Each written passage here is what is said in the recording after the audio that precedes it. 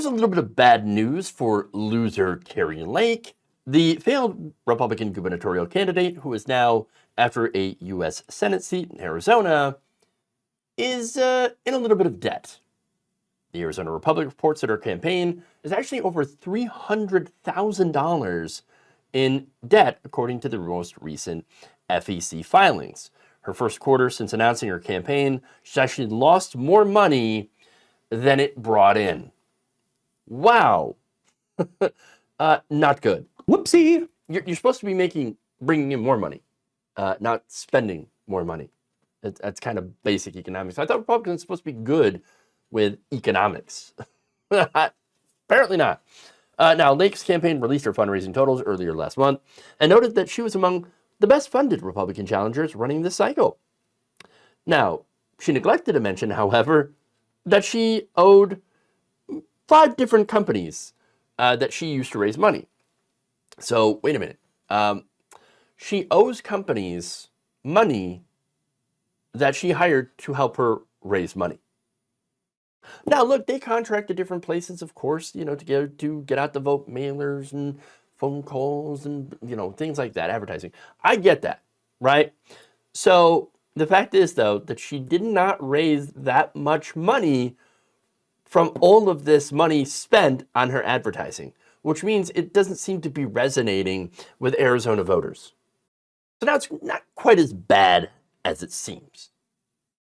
She's been able to raise about $1 million in campaign contributions, spent her $300,000, got $1 million, so she's in the positive of around $700,000.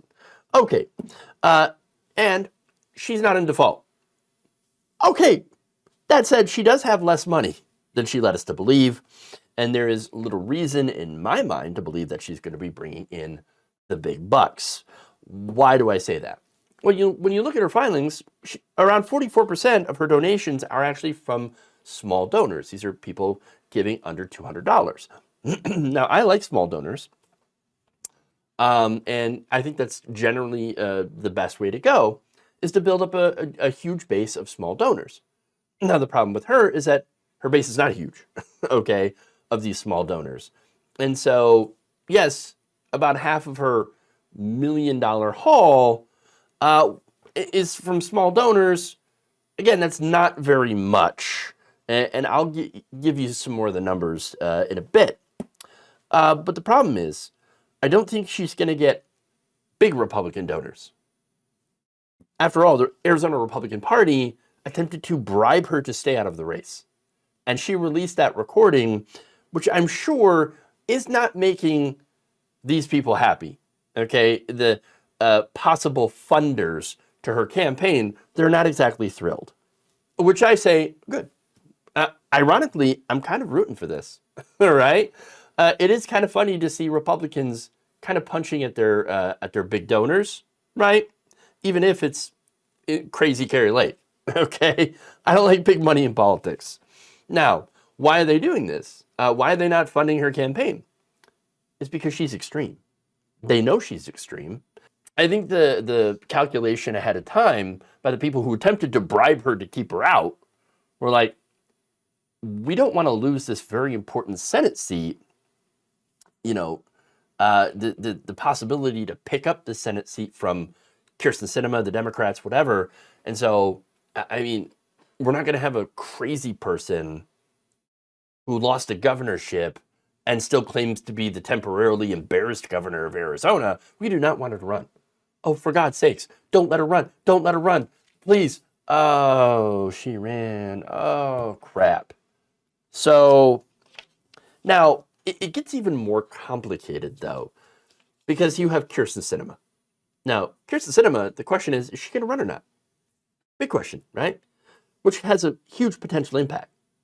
So you have polling here that's actually really close between Kari Lake and Ruben Gallego, okay?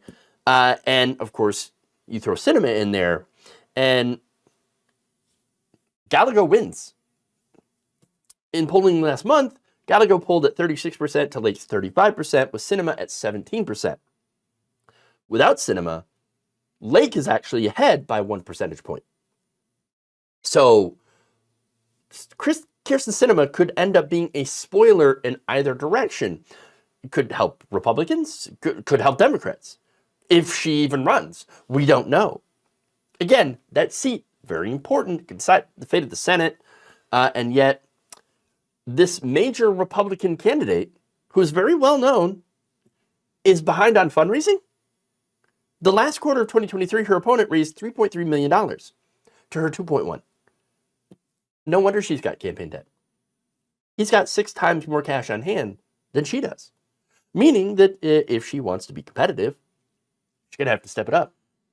Okay? Those are rookie numbers. That said, she's very well known. It's not like she's an unknown. And she's a mega superstar. Well, how's that helping her out? When it comes to the money, really, really important, because it has to use that money to do ads and mailers and things like that. It's not really helping her.